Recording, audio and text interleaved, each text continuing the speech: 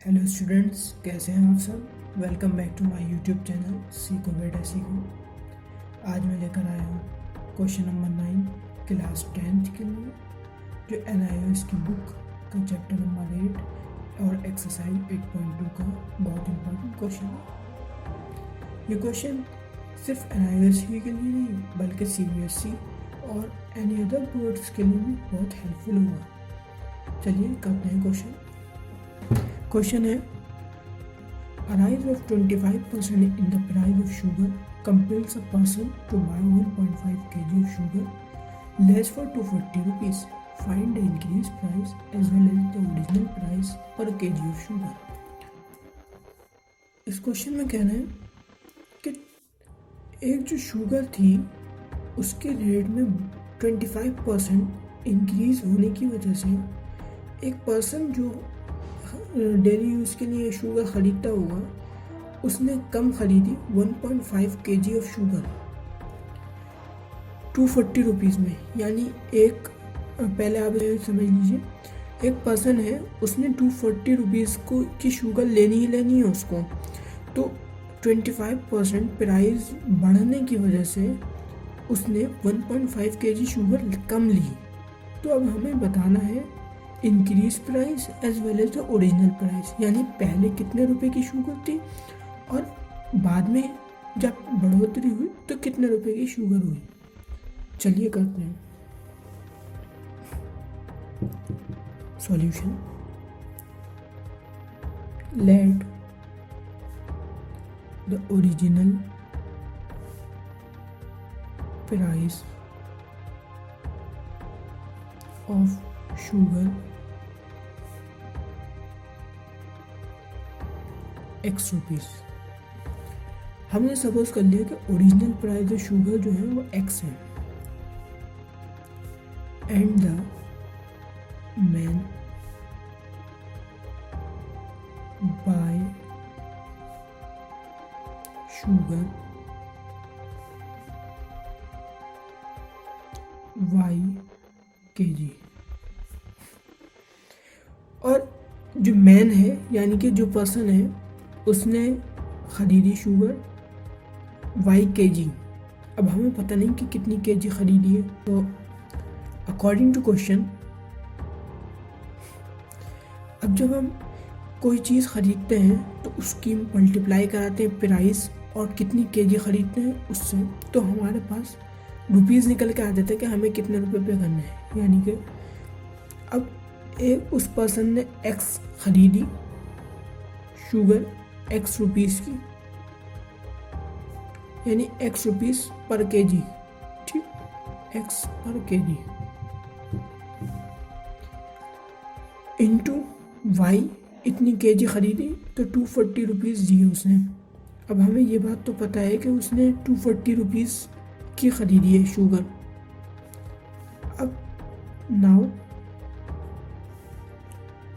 Question में given है 25% rise in the price of sugar, तो 25% rise in the price of sugar, इसका मतलब हुआ X ओरिजिनल प्राइस जो थे X उसमें 25% ऑफ X बढ़ा दिए। जो पहले प्राइस थे ओरिजिनल प्राइस उसमें हमने 25% और बढ़ा दिए। तो इससे हम निकाल लेंगे X प्लस 25/100 इंटू X। ये 25 1 से 25 4 सा ईजी है। तो अब X plus X upon 4, 4X plus X upon 4, 5X upon 4।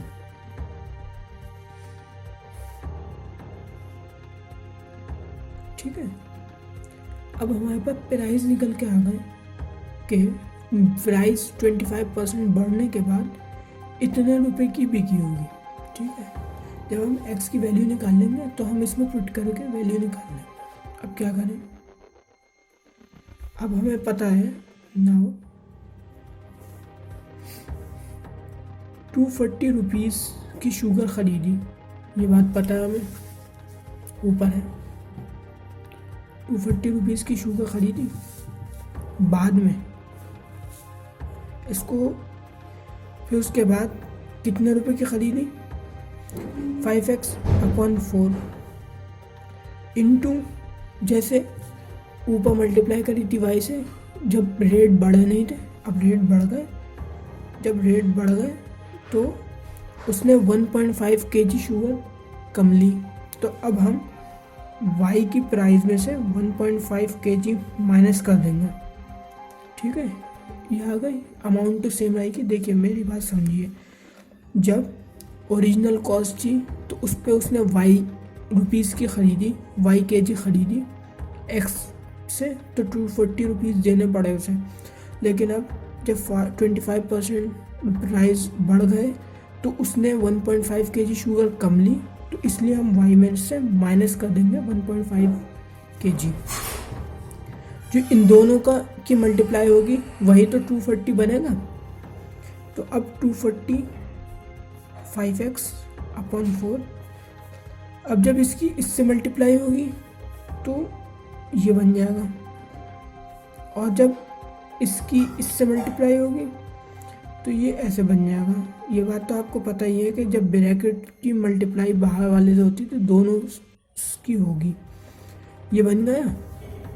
उसके बाद 240 = अब हमने देखा ये एक तरह से ये बन गया 5/4 x और y। ठीक है, और ये 5x/4, अब हमने देखा ये डेसिमल लगा हुआ था, हम डेसिमल हटा लें, ये था, ये हटाया, ये 10 हुआ। अब कटिंग हो रही है, 5 2 × 10, 5 1 × 5। अब 240, अब बात समझने की ये है कि यहाँ पे हमने देखा xy। ठीक, अब ये जो xy है हमने इसको ऊपर निकाल चुके हैं, x × y वो कितना है 240। ये xy एक ही तो बात है, ये मल्टीप्लाई में है, ये यहीं पे तो ऐसी तो है ये। तो अब हम इक्वेशन 1 जो हमने बना ली थी एक याद दिलाने के लिए, 240 रख देंगे अब।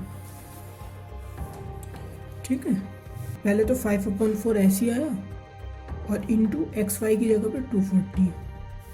अगर देखो कोई बात समझ में नहीं आए ना, कमेंट सेक्शन में आप पूछ सकते हैं, मैं आपका रिप्लाई ज़रूर दूंगा।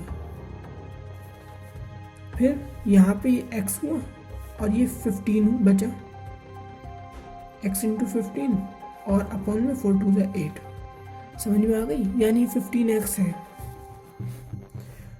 अब यहाँ पे हमने देखा 4 1 × 4 6 × 24 और 16।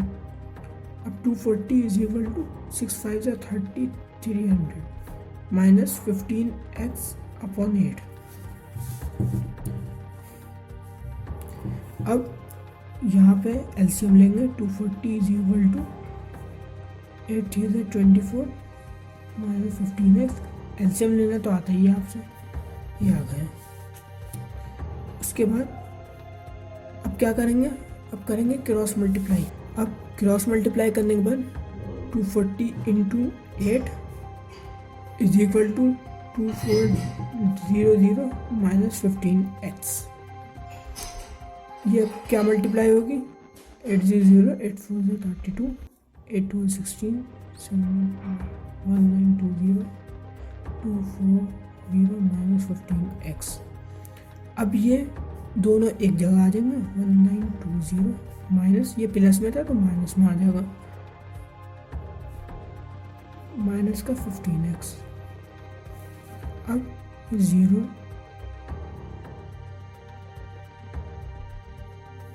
देखिए, ये तो आया माइनस का, ये बड़ा नंबर है और ये माइनस 15 है। अब माइनस से माइनस कैंसिल हो जाएगा। अब 480, ये हम 15 को नीचे भेज देंगे, ये आया x की वैल्यू 5 3 × 5 9 × 45 5 6 × 30 3 3 × 9 3 2 × 6।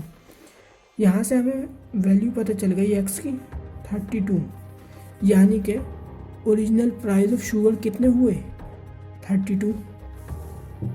और इसी के साथ हम ये भी निकाल लेते हैं कि 25% प्राइस बढ़ने के बाद कितने हो गए, ये था। तो हम यहाँ पे वैल्यू पुट करके देखते हैं। Now rise in the price of, पहले ना यहाँ पे हम ये लिख लेंगे, हेंस ओरिजिनल प्राइस 32 रुपीज़। अब लिख लेंगे rise in the, now rise in the price of sugar. ये शुगर की तो बात चल रही है। पहले हम वैल्यू रख लेंगे 5 इंटू 32/4, 4 1 जा 4 8 जा 8 5 जा 40 निकल के आ गए। तो यानी कि rise in the price sugar 40। पहले 32 रुपये की शुगर थी ओरिजिनल प्राइस, फिर बाद में क्या होगा, इसको लिख लें, ठीक है। यानी जो हमने क्वेश्चन में लिखा था, क्वेश्चन में पूछा था फाइंड द इंक्रीज प्राइस, तो इंक्रीज प्राइस निकल के आ गए। यहाँ पे जब क्वेश्चन में पूछा था इंक्रीज प्राइस, तो हम यहाँ पे लिख लेंगे इंक्रीज